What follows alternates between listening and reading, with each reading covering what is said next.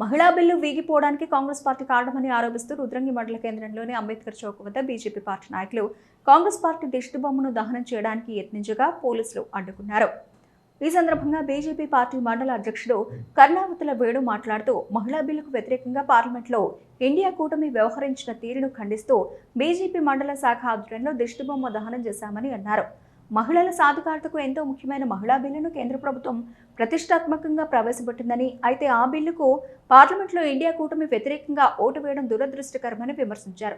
మహిళల హక్కులను అడ్డుకునే విధంగా వ్యవహరించిన ఇండియా కూటమికి కాంగ్రెస్ పార్టీకి రానున్న రోజుల్లో మహిళలు తగిన గుణపాఠం చెబుతారని అన్నారు.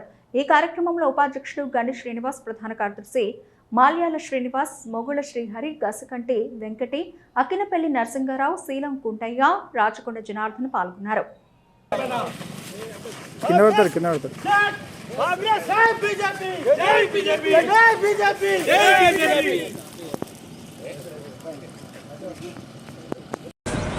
భారతీయ జనతా పార్టీ ప్రవేశపెట్టినటువంటి మహిళా బిల్లును కాంగ్రెస్ వాళ్ళు వారి మిత్రపక్షాలు అడ్డుకోవడం నిజంగా శోచనీయం.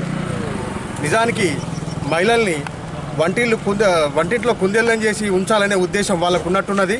మహిళలకు నిజంగా వారు పురోగతిని ముందుకొచ్చి వారు ఎంతో సాధించాల్సిన విషయం ఉండే.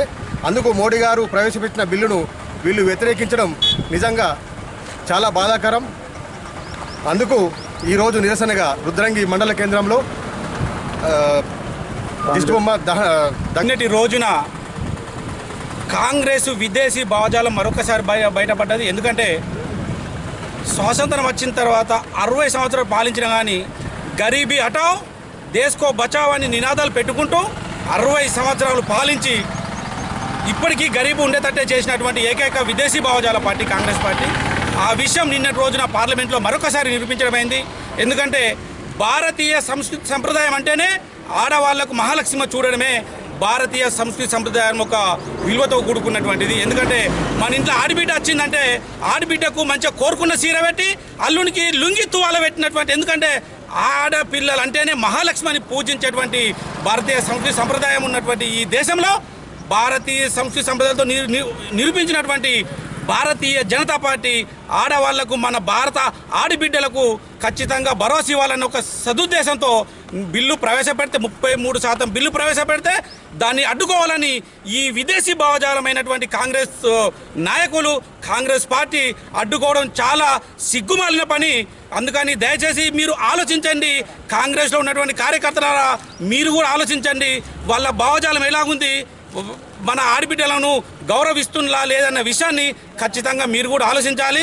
కాకపోతే ఈరోజు అడ్డుకున్నారు కావచ్చు, కాకపోతే రేపటి రోజున 2029 ఎన్నికలలో అత్యధిక మెజార్టీతో భారతీయ జనతా పార్టీ మరొక పారి అధికారంలోకి వచ్చి 3వ వంతు మెజార్టీ సాధించి ఈ బిల్లును తప్పకుండా ఈ భారతదేశాన్ని చీకటి కోణంలో నెట్టివేసిన ఘనత ఆ కాంగ్రెస్ పార్టీకి పెట్టిన వెన్నతో పెట్టిన విద్య.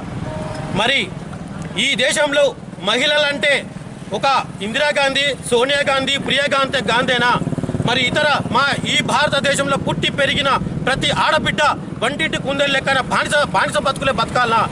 అంటే ఆ కాంగ్రెస్ భావజాలము ఆడవాళ్ళని మరి 33% రిజర్వేషన్ తీసుకొచ్చి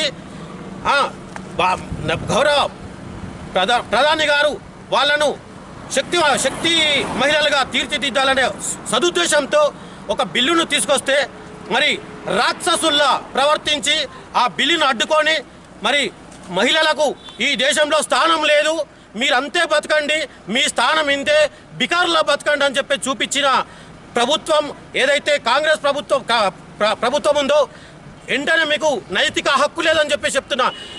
అయ్యా మహిళల మీకు చేతులెత్తి నమస్కరిస్తూ చెప్తున్నాను, ఇక నుండి కాంగ్రెస్ ప్రభుత్వానికి ఏమాత్రం ఓట్లు వేయకండి. మీ బ్రతుకును మీరే కాలరాస్తున్నట్టు